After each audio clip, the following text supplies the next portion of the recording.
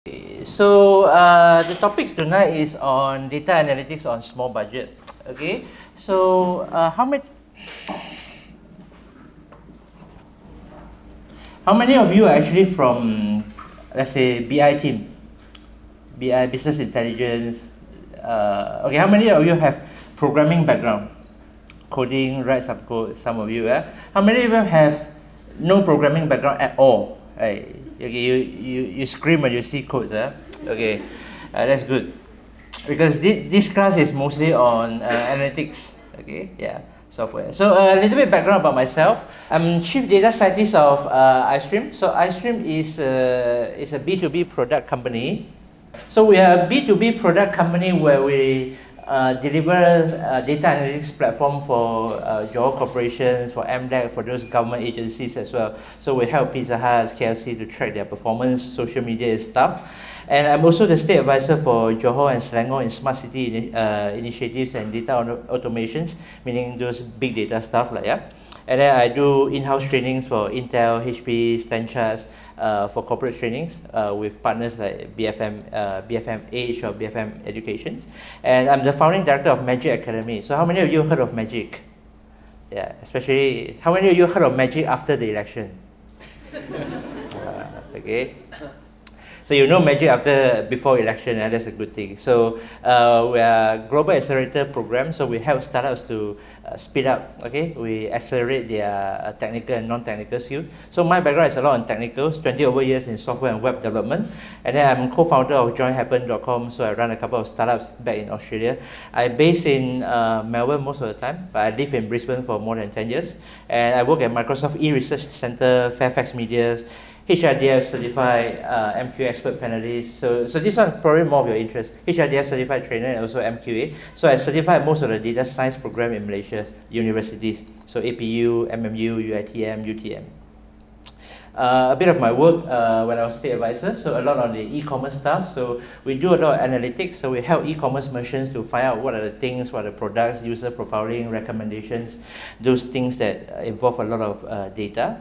And then this is the company. So we work with partners like Google, Amazon, and Microsoft as well. So industry pain points. Long story short, most of you are here because of the following reason. Number one, too many data available, but without scientific tools and ways to analyze, right? On and off during your job, you must have heard a lot of presentation from different vendors, SAS, Enterprise Miner, MicroStrategy, Power BI, Tableau, so to speak, yeah, name a few, or Data Micron if you are more familiar with local one. And then on top of that, you will have companies that sells you big data, right? Hadoop, Cloudera, FusionX. And even though with that many tools, right, you still struggle with data and analytics accuracy. Because number one, your data are too heavy to be done using Excel. Okay. Number two is Excel is taking too long to load. If you wonder why suddenly big data become an issue or become a hot topic today, simply because Excel cannot take it anymore. How many of you using Excel in your day-to-day job? Be guilty, right? Copy and paste, and then every Monday you have to generate reports and stuff. But when it exceeds, let's say 50,000 rows, it's still okay. 100,000 rows, things start to become very slow and then sluggish for you, right? And then it's very hard for you to share stuff. But you cannot go to other stuff. You might have heard of things like Microsoft Access, SQL servers, but not many people in your team are using that, so that's why you are stuck. And then you have different data sources. Okay, most of you are from Maybank, so you have a lot of data sources. You have your AS400 databases, right? Your banking transactions. On top of that, you might have Oracle. Yeah, you might have SAP. And then SAP, some of the SAP systems are using SQL databases. Some of the SAP systems are using HANA. So you have all sorts of things. But also you are trying to build a decentralized database where you try to build data cube as well. Because whenever you want to analyze your data, you need a cube, right? Or you need an OLAP system. And then you essentially you are trying to consolidate multiple sources together into one place so that you can start analyzing. Otherwise, HR will always be HR, finance will always be finance, procurement will always be procurement. So you'll never be able to see what a single decision in HR department is going to affect the procurement department. All right? You're never able to see it. Okay? And then you have data silos issues where your data are huge and time consuming to compile them into a single summary to provide bird's eye view. So if you are coming from a more operations background, you have this issue because you don't know how to build a dashboard, effective dashboard. You have dashboard. Everybody claims that they have a dashboard, right? They have charts. They have basically a lot of charts putting into one place. They call it dashboard. But that's very operational. What about strategic planning, right? You want to plan for stuff like in the next 3 months, next 6 months, all right, next quarters, or next year. It's almost literally you can't do that. And then linking different types of data sources into a single data warehouse. That's also another issue. So frequently asked questions, right? You always hear this, okay? Your boss, your supervisors, your stakeholders, your senior management will say, hey, they went to this whatever talk. Yeah, this talk is very good. So, okay, we're now very excited, we're very pumped. We want to apply BDA to BI. Okay, so anybody can tell me what's the difference between BDA and BI? Just attempt lah. Tembak ni. Yeah. If you don't ask me, statistically speaking, I'll be asking the people who sit in front of me. By nature. So what do you guys think about BI and BDA? What's the difference? Someone gets the initials correctly, right? Yeah. BI is business intelligence. Yes, BI is business intelligence. BDA? Data. B is big data analytics, right? The ABCDs that people have been talking about, AI, big data, cloud, data science, right? The ABCDs in our industry. Okay, so what's the difference between BI and BDA? Tembak aja. BDA is for big data. Okay, BDA is for big data, good guess. And then BI? Small data. Small data. Yeah, very discrimination. What is big data? Okay, everybody has been talking about big data, but what is big data? What is big data? A lot of data, right? A lot of data. But so what if a lot of data, is that causing you a problem? We have been having a lot of data for the past few decades. But why is having a lot of data is a problem? Doesn't make sense, right? Okay, so the big here is actually about big deal. So next time when somebody tries to tell you about big data, don't be afraid. Big data is just that some data, okay, they're so big, so fast, and so unpredictable that you cannot be processed using your current system. Okay, 10 years ago, your jobs are fine, right? Excel can handle most of the data set properly. But 10 years later, today, we're having issues because the data are too big, so that the current systems, current algorithms, and then current software platforms, etc., cannot handle them effectively. That's what big data is for. So long story short, yeah, we're going to hands-on very soon. BI is a retrieval problem. Analytics is a computational problem. And that's what makes analytics, data science so sexy today.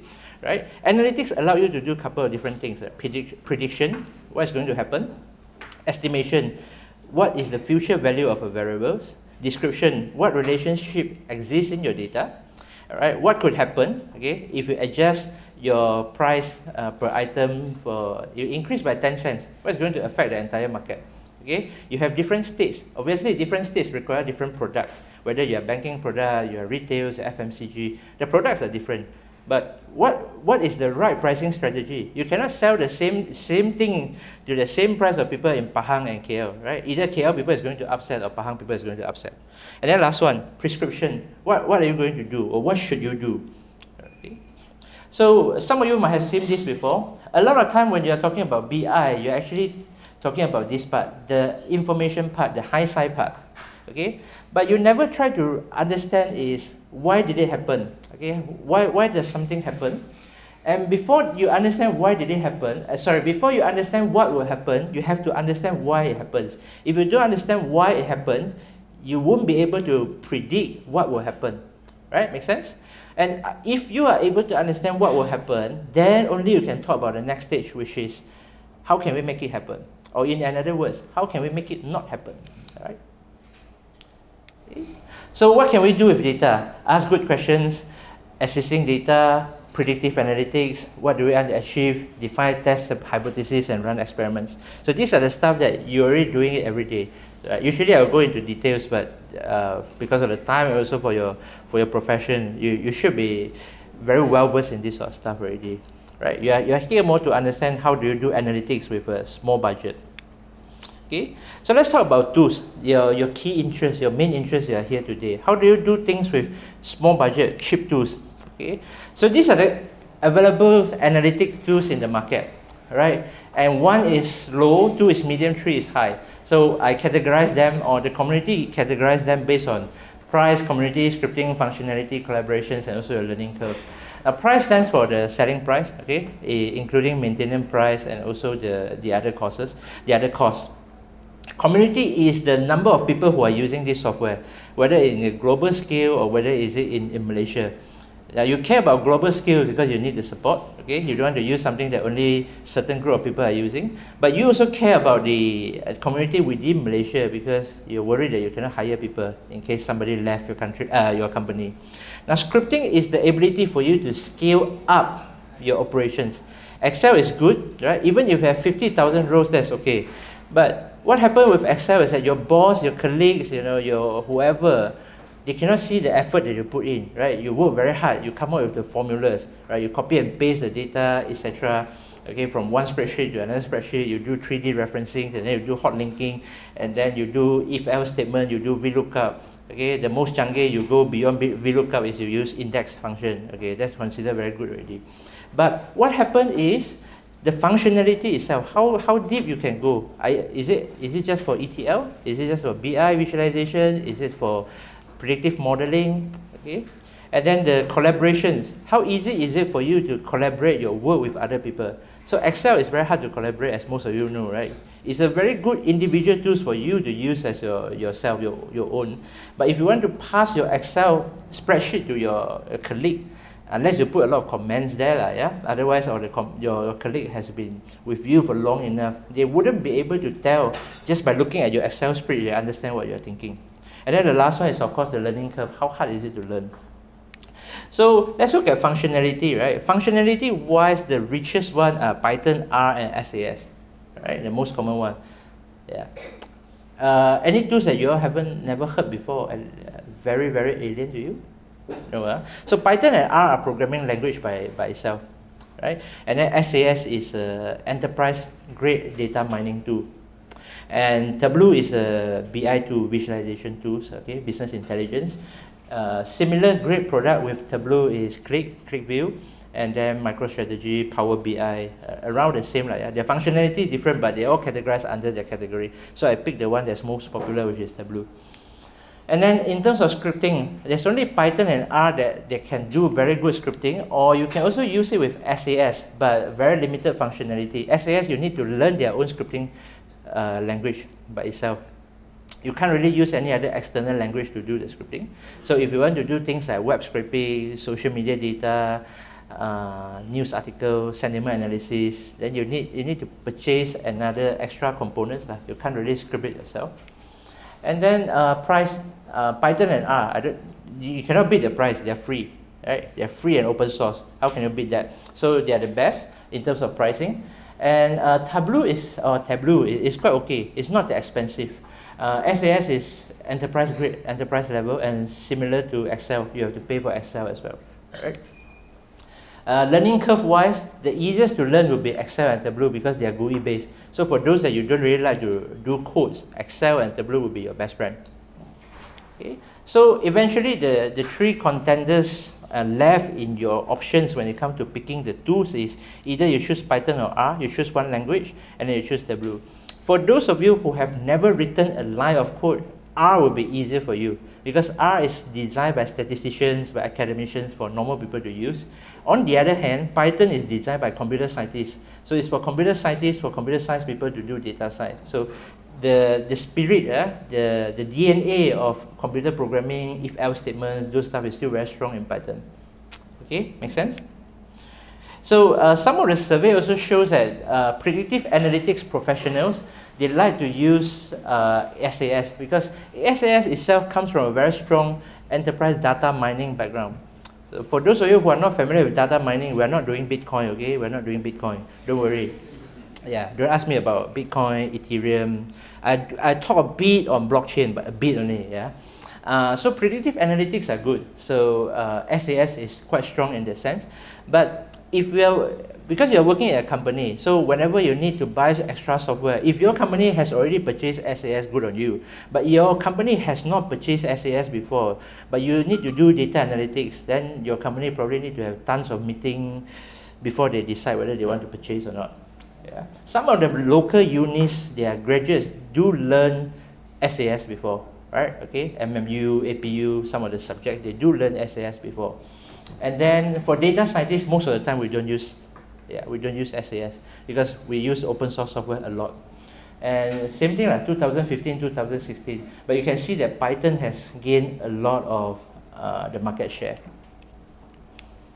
Right? So GUI-based analytic tools, you have Tableau, business intelligence and visualization tools, good for trend analysis, sales forecasting, and building dashboard.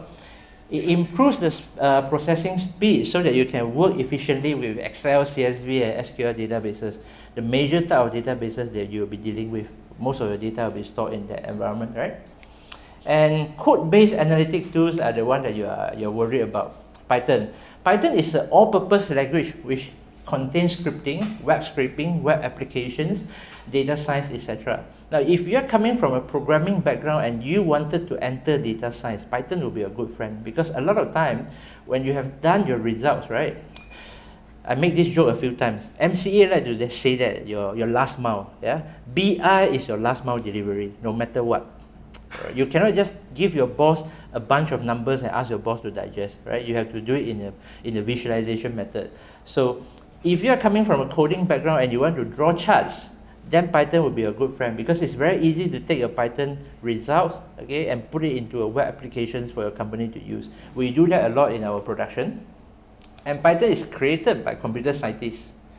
On the other hand, you have R. R is open source. It's also an all-purpose language. It does a bit of scripting, web application, data science, etc.